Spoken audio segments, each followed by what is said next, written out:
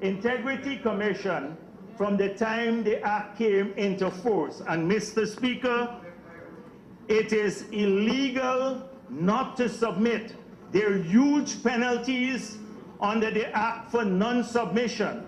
And the excuse that I don't like the chairman, therefore I should not comply with the law, is just an excuse, and no parliamentarian should use that as an excuse, because in this house, this honorable house, this is where we make the laws.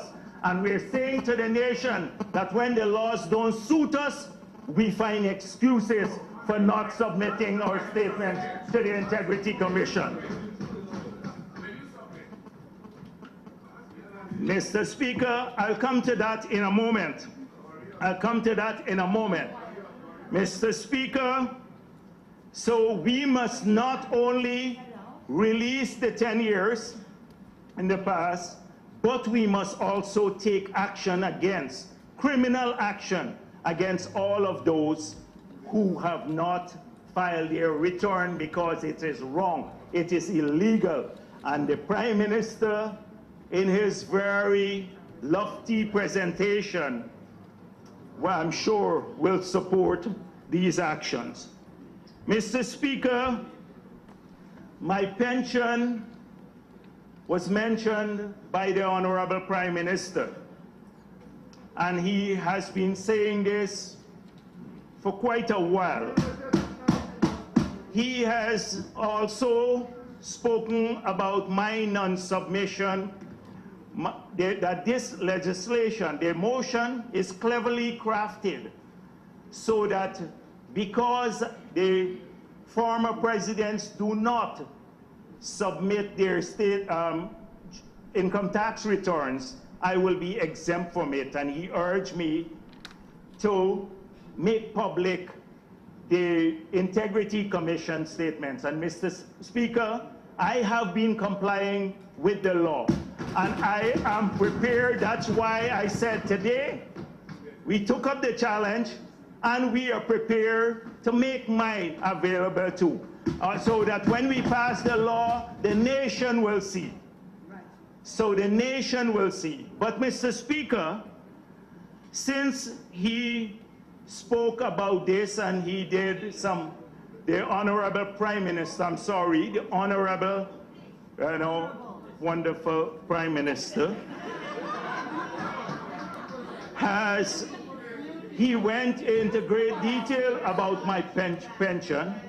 Mr. Speaker, one of the reasons that we wanted to pass this legislation, and I will demonstrate to the Assembly why the other side should be interested in passing it, the motion, so supporting the motion, but why they may not be interested in having it passed.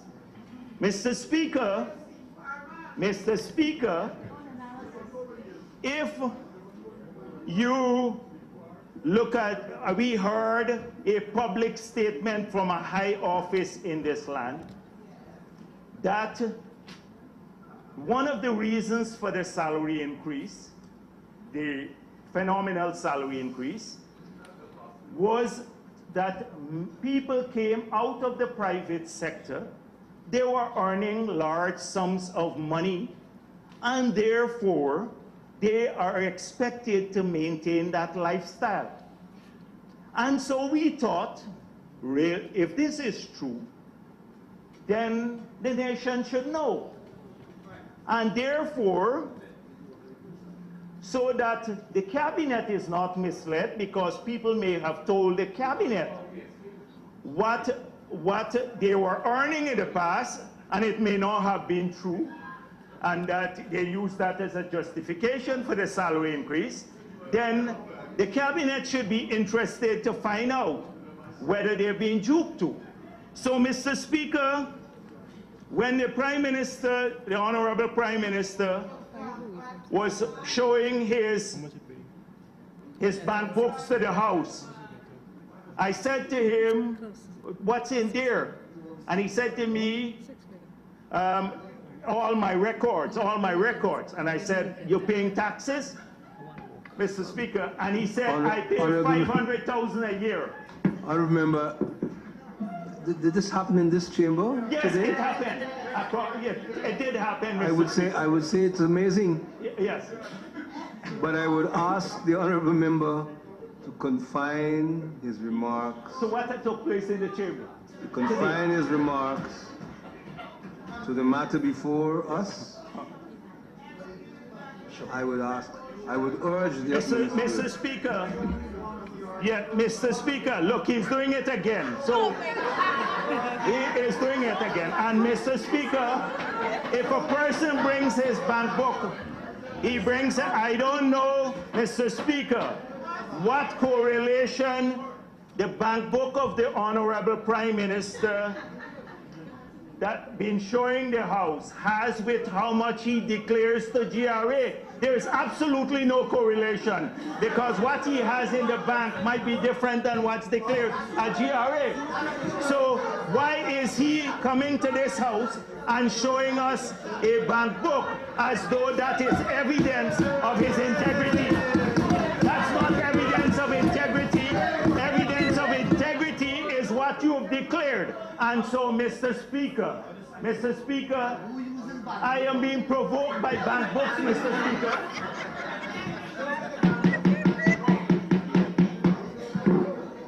Honourable member, it is good to remember that the bank book is an inanimate object. All right. And one should not chase after inanimate objects. Okay, sometimes. Let us try to confine our remarks to the matter at hand. Sure. The Speaker has been very lenient. So, Mr. Speaker. But the quality of mercy sure. is not so, Mr. Speaker, if a hypothetical member is paying to the GRA $500,000 per year in taxes, it means if you do a quick calculation, he's earning about $1.5 million a year. It means that he is earning $130,000 a month approximately. It means that he's earning about $4,500 a day.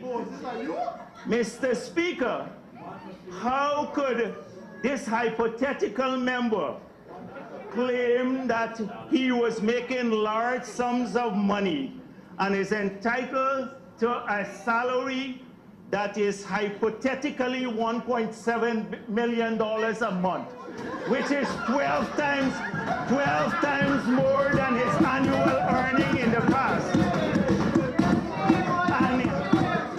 And his hypothetical benefits are 26 times more than the earning in the past. So combined, Mr. Speaker, his hypothetical earnings now would be 40 times more than the taxable income he was declaring to the GRA. 40 times more. So, and that was used, Mr. Speaker, to talk about,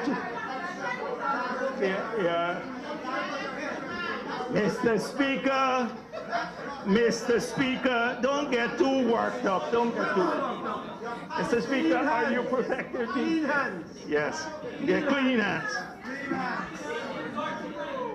Mr. Speaker, why is it dangerous to set a 2016 deadline or a period to start, because that motion is before the House to amend our motion?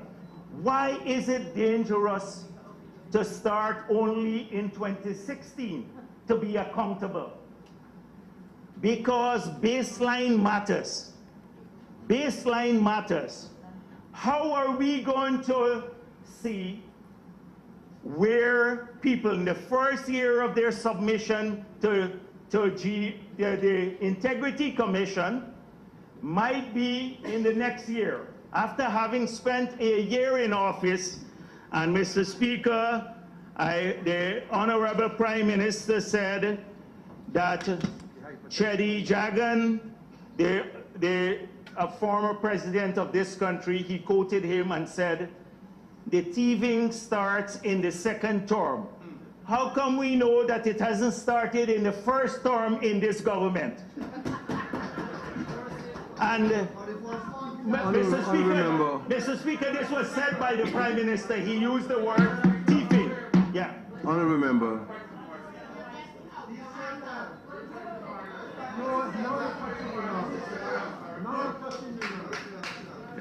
I have listened. Honourable Minister and Attorney General, you have a point of order? Yes, please, Mr. Speaker. Standing order 40A, sir. Sir, the point of order is that it is clear and trite rule of this Honourable House that no member must impute improper motive to another member.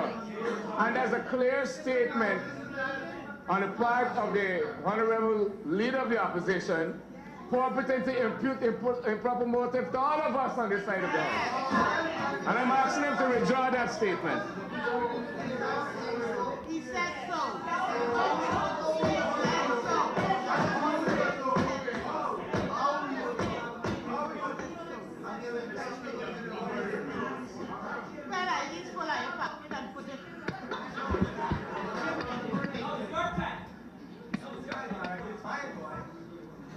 Honourable member. Mr. Speaker, yeah. Honourable members, I thought we had gone beyond this. We are retrogressing as the night gets older. We cannot impute improper motives. Whatever happened before this minute, it will not be permitted in the chamber. Please proceed. Mr. Speaker, I was speaking about baseline. And so, if we establish a baseline and the members on the other side are perfect on the other side, we will still not know whether the baseline did not involve about the baseline. We'd have uncertainties about the baseline. I'm trying to skirt the issue, Mr. Chair. Very thin ice. Yes, yeah, but the baseline is very important. The year you start submitting your statements and declaring your statements, because the previous accumulation of wealth would not be questioned. It will be taken as given, as given. So if you have accumulated in the space of 1 year or 2 years a large sum of money, Mr. Speaker, then that becomes the baseline. And that is why I'm saying to the honorable members in this House and on the other side that it is a very dangerous thing to start a baseline or to start thinking about the future. We can't toy with our laws, Mr. Speaker. Our laws are clear.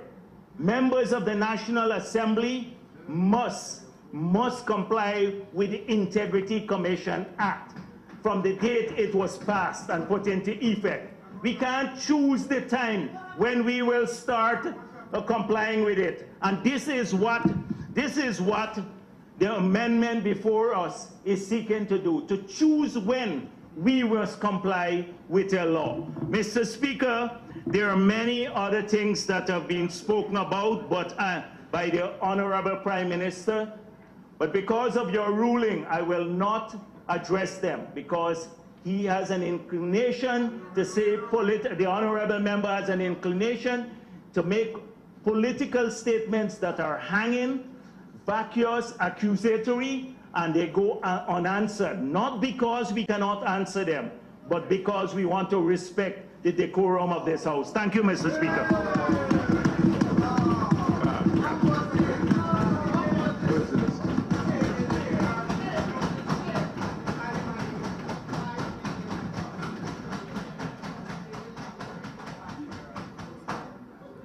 I thank the honourable member for his statement. The next speaker is the Honourable Raffle Chapman. Thank you, sir. Honourable Speaker, I rise to make a very short contribution to this debate and in fact remain calm throughout the interlude of the Leader of the Opposition, wondering why, the Honorable Leader of the Opposition, wondering why, sir, he even chose to speak. Because the Honorable Member added nothing to this debate.